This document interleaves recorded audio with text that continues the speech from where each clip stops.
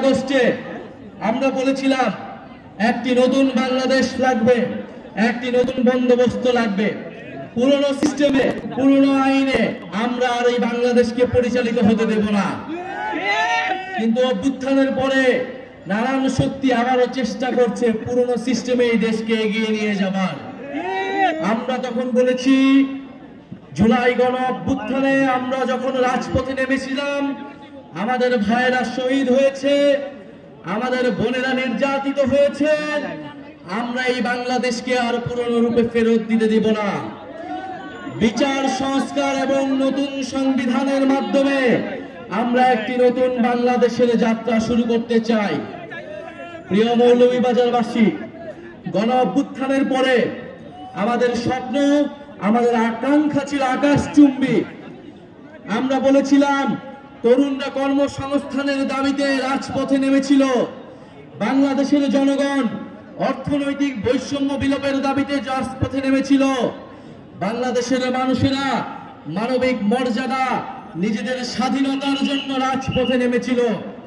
আমরা হয়তো সেই স্বাধীনতা গণতন্ত্র পেলেও আমরা এখনো আমাদের অর্থনৈতিক স্বাধীনতা, আমাদের কর্মসংস্থানের যে দাবি, সেই দাবি আমরা এখনো পূরণ করতে পারি নাই। আমরা এই অন্তর্বর্তী সরকারের সময় অনেক স্বপ্ন দেখেছিলাম, আমাদের অনেক দাবি ছিল, কিন্তু আমাদের সব স্বপ্নকে নির্বাচনের সাথে একমাত্র দাবিতে রূপান্তর করে ফেলা হয়েছে। আমরা বলেছি আমরা নির্বাচন চাই, আমরা গণতন্ত্রের পক্ষে লড়াই করা শক্তি, আমরা ভোটাধিকারের জন্য লড়াই করা শক্তি, কিন্তু বিচার সংস্কার ছাড়া নির্বাচন অর্থহীন হয়ে যাবে। এই নির্বাচনকে জনগণ গ্রহণ করবে না। ফলে বিচার এবং সংস্কারের যতটুকু আমরা এগিয়েছি, তার পক্ষে আমাদেরকে আরো ঐক্যমত করে আমাদেরকে নির্বাচনের দিকে যেতে হবে।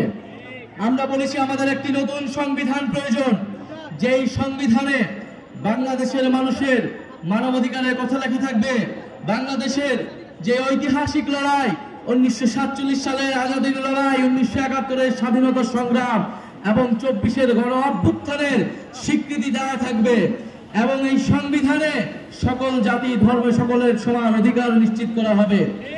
সেই নতুন সংবিধানের বিপক্ষে দাঁড়িয়ে যাচ্ছে বিভিন্ন রাজনৈতিক শক্তি। 72-এর সংবিধানকে রক্ষা করার জন্য বিভিন্ন গোষ্ঠী রাজপথে নেমেছে। 72-এর সংবিধান ছিল বাংলাদেশের মুক্তিযুদ্ধকে, বাংলাদেশের স্বাধীনতা সংগ্রামের আকাঙ্ক্ষাকে নষ্ট করে দিয়ে মুজিববাদী সংবিধান প্রতিষ্ঠা করার চক্রান্ত।